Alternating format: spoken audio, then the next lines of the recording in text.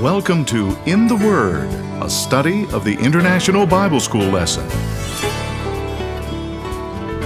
Join Dr. Lee Magnus, Professor Emeritus of Bible, and Dr. Bill Gwaltney, Professor Emeritus of Bible, both from Milligan College, as they bring you their thoughts and knowledge of the study of the Sunday School lesson for the day. Now, here is Dr. Gwaltney. Friends of In the Word, we welcome you once again to join us.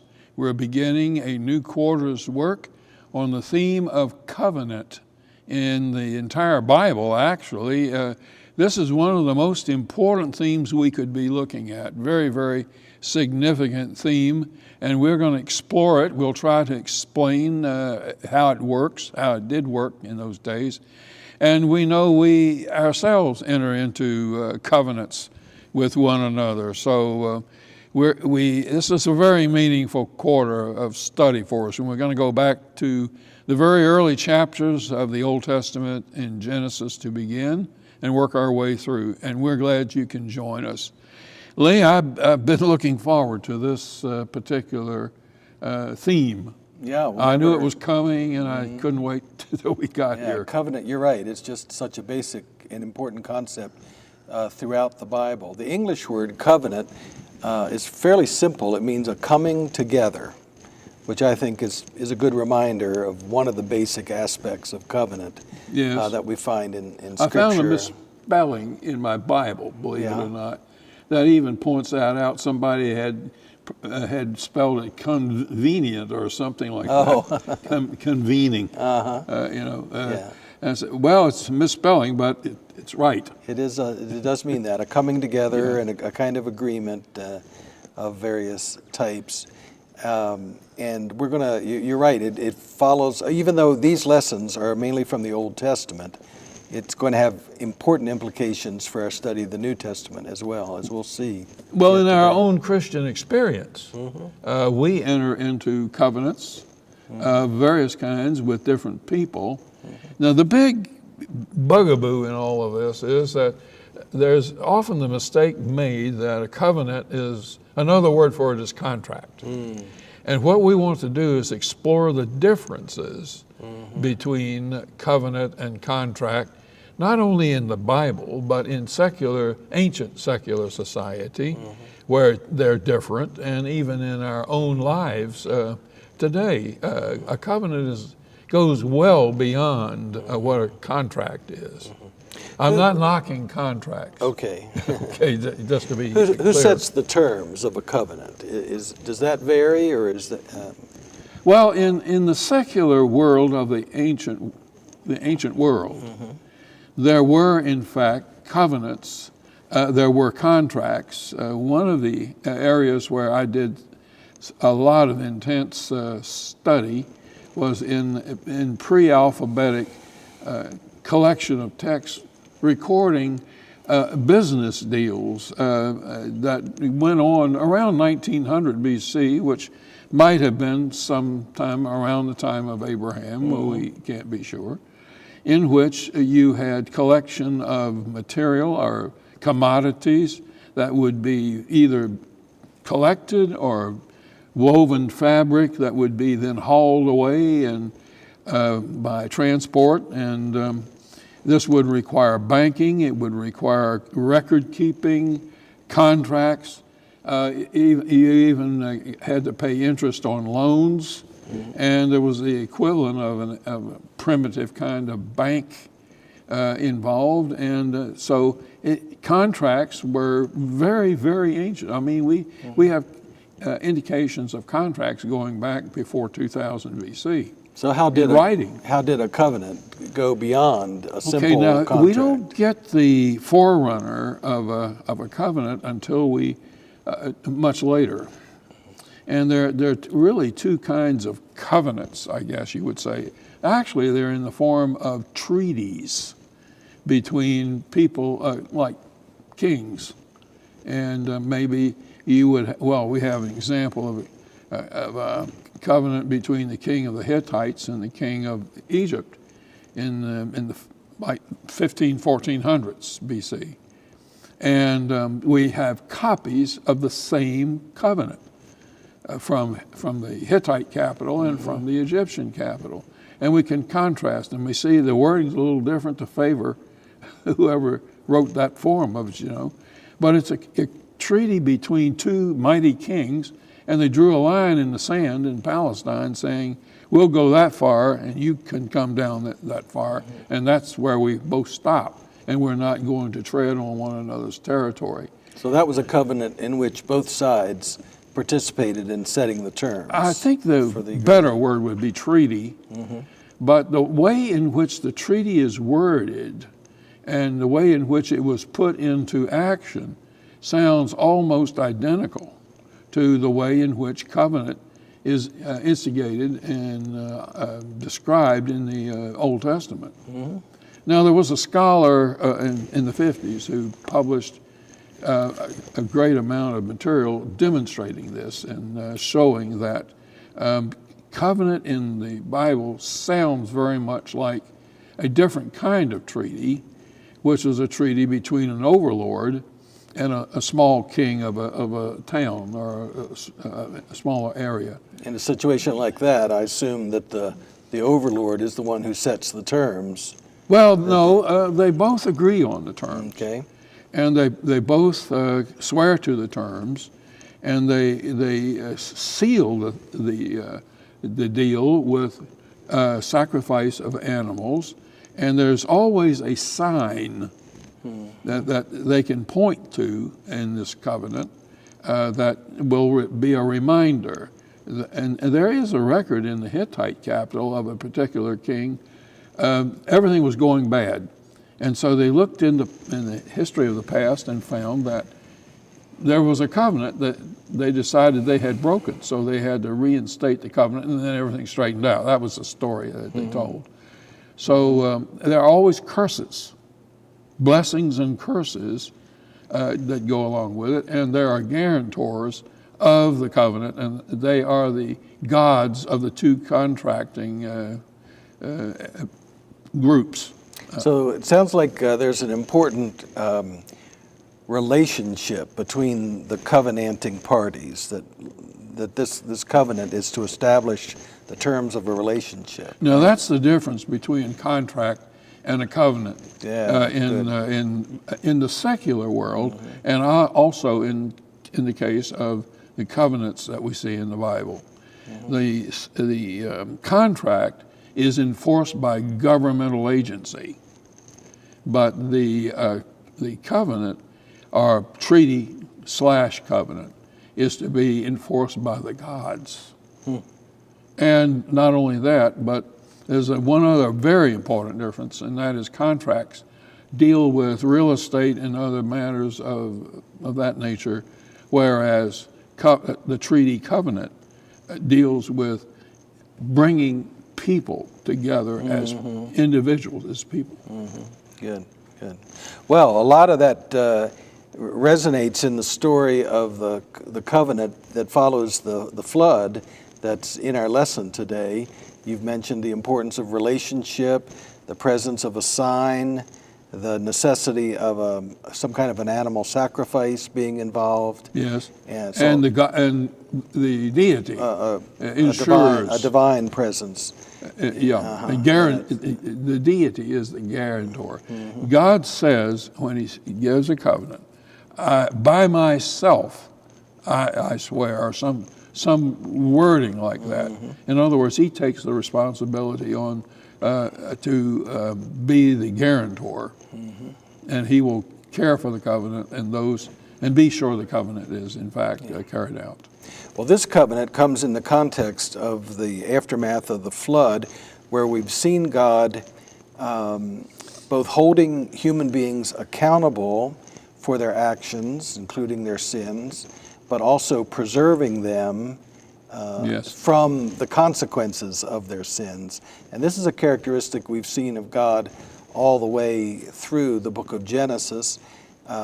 He held Adam and Eve accountable for their disobedience, and there were consequences, but He also protected them from those consequences. Now, the first place where the term covenant shows up in the Old Testament is in chapter 6 relative to the flood situation. But you and I discussed beforehand the possibility that we could even look at Genesis 1 and 2 as having characteristics of covenant and a sign of covenant, even though the term covenant does not appear there. Right.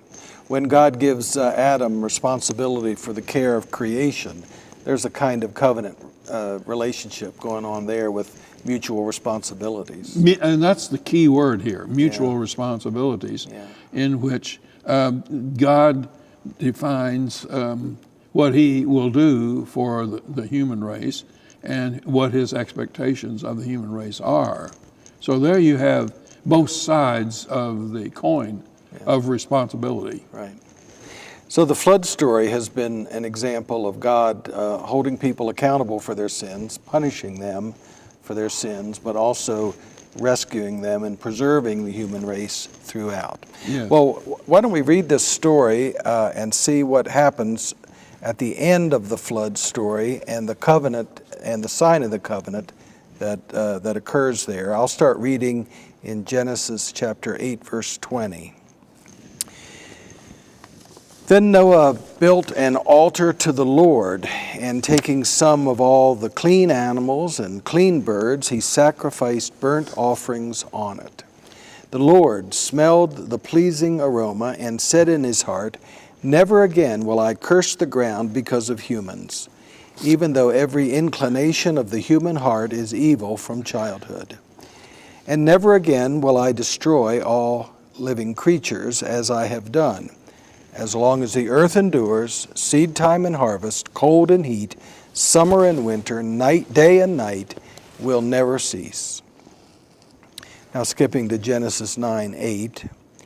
Then God said to Noah and to his sons with him, "I now establish my covenant with you and with your descendants after you, and with every living creature that is with you, the birds, the livestock, and all the wild animals, all those that came out of the ark with you, every living creature on earth. I establish my covenant with you. Never again will all life be destroyed by the waters of a flood. Never again will there be a flood to destroy the earth." And God said, "This is the sign of the covenant I'm making between me and you and every living creature with you, a covenant for all generations to come. I have set my rainbow in the clouds, and it will be the sign of the covenant between me and the earth. Whenever I bring clouds over the earth and the rainbow appears in the clouds, I will remember my covenant between me and you and all living creatures of every kind. Never again will the waters become a flood to destroy all life. Whenever the rainbow appears in the clouds, I will see it and remember the everlasting covenant between God and all living creatures of every kind on the earth." So God said to Noah, "This is the sign of the covenant I have established between me and all life on the earth." Beautiful. Beautiful, beautiful. Now, one of the things I noticed is that in Genesis chapter 8, God's name is referred to as Lord, all caps, Lord. Yes. But then over in chapter 9, it switches to calling God by this more generic term, God, Yes. which we translate there. Well, what's the difference there, and why do you think the change is made? Well, first of all, let me say that there are 4 main words that are used to say God in the Old Testament. The shortest one is El, which is, as in Bethel, that El, the EL part. Joel. Joel, yes. Then there's another one, Adonai, which means my Lord, my Master. But the 2 you're talking about are by far the most significant names, and they are Elohim, which is usually translated God with a capital G, although there's sometimes when the word, it's used for pagan gods in the plural, and sometimes it's used of like somebody, like judges, people with power. The base of that word is those who, that which has power. Elohim. Power. Okay. Okay, then we have the name that appears far more frequently than any other, over 6,000 times, is what we call the four-lettered name for God, YHWH. And you'll notice there are no vowels in that, and so there's a big discussion of what vowels are supposed to go in that name, and it's usually thought to be Yahweh. And so now and there's an argument about what the root of the word means. It could be, one position is it comes from the verb to be. The one who is, he is, or he causes things to be. Another one tracks it back to Arabic, the wind blows or something like that. But, generally we talk about the one I am who I am, as God described himself to Moses later in the Genesis. So this is the name, however, that is this name, which is now in almost every English translation spelled Lord in all caps, is the special covenant name. It has to do with God's mercy, his interaction with human beings in this personal relationship. And so it's the covenant name of God, the God of mercy, the God of love. And so when Noah is building an altar in chapter 8, this is a very personal relationship. Yeah. Well, I can see how the words are used here very appropriately. As you say, in chapter 8, the context is of personal worship. Noah himself builds an altar and sacrifices to the Lord and giving thanks to God for a rescue from the flood. This is a very personal, relational kind of worship going on here, isn't it? Yes. But when we get over to chapter 9, he's talking about God making a covenant relationship, not just personally with Noah, but with the whole cosmos, practically, all living creatures. Yeah, it earth. It covers everything. The earth, yeah. Animals and sky and earth and universe. Yeah. And that kind of reminds us then of God as creator, where God as power, Elohim, is the more appropriate term. Well, transferring that back to the very opening of Genesis chapter 1, it's Elohim that's used there. Yeah. And it's Elohim in the sense, you get the image there of God as the mighty king who sits on his throne and issues commands that must be obeyed, and they are obeyed. He commands everything. He speaks everything into being. So, in a way, his royal decree is carried out. Exactly. So that's Elohim. Now, in that world, the highest level of power, not counting the gods, of course, in their minds, but the highest level of power on earth is the king. And so the king has this has the last word, first word and last word, and every word in between. Well, I'm eager for us to get on to this sign, but I don't want to skip over. There are a couple of interesting things in our text in chapter 8 that we might mention here. Clearly, Noah already understands a process of worship here, which eventually is going to get codified in the law of Moses, but is already in practice. Yes, it is. Yeah, he knows to build an altar as a sacred place of worship, and he knows to sacrifice animals. He knows to burn these animals, and he also has a concept of the difference between clean and unclean animals. Yes. Now, there's another issue that we ought to mention, even though it's not here in our text. Why is it that we made the reference that treaties, among pagans, involved sacrifices and of animal life, and we go back to the time of Cain and Abel, and even there we're seeing the same trend. What is it about the sacrifice of animals that in fact has some powerful effect on instituting a treaty covenant. It's the blood.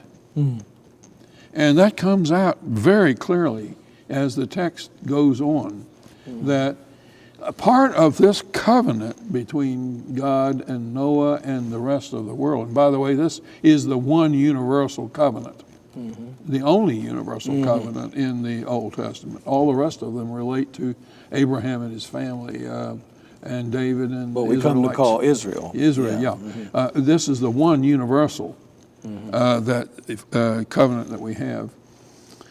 The reason for it is, as is stated, the life of the animal is in the blood. Yeah.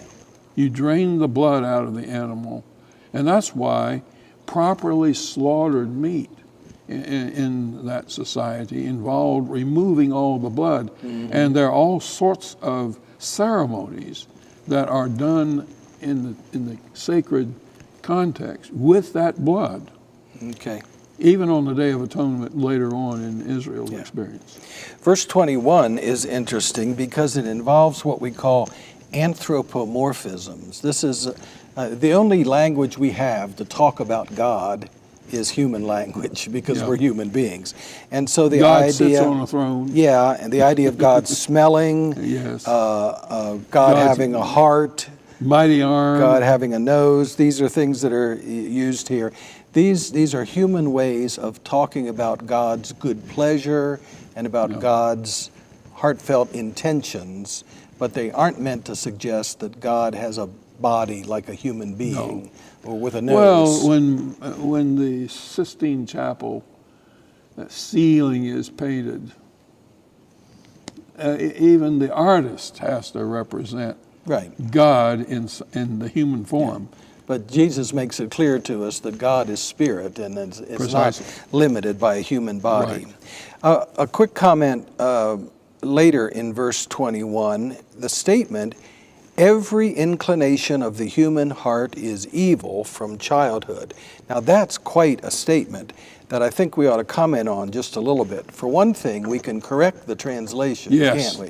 Really, I was blown away when you made me look it up and read it in the Hebrew text. The word that would represent every is not in the text. So that word every is just not there. I know. And I think the idea is that the human heart is inclined to evil. In other words... Well, you haven't got the key word in it, from youth. From youth. Now, we all remember when we were young. You can remember back that far? I can still remember back that far. Okay. And I know some of the stuff that I got involved in. It is talking, and this even reminds us of Ecclesiastes, which is a later writing, that, the youth have problems. They're experimenting this. They're going on and on trying to figure out what life is about. And the youthful life is a life where the evil inclination, there are inclinations of all kinds, which get you into trouble when you're young. I think that's what's meant here. Well, I just want to establish, I don't think it's a biblical teaching that every inclination of the human heart is evil, because right in this context we see that Noah had a good inclination. That is the inclination to worship the Lord. To worship God, that's good. That one I think was good. Well, we better skip down to the part of our lesson from chapter 9, because it's here that we get the language of covenant, and we see that this covenant is not just with human beings. And it's not just with all human beings, as you pointed out. It's not only universal in that sense.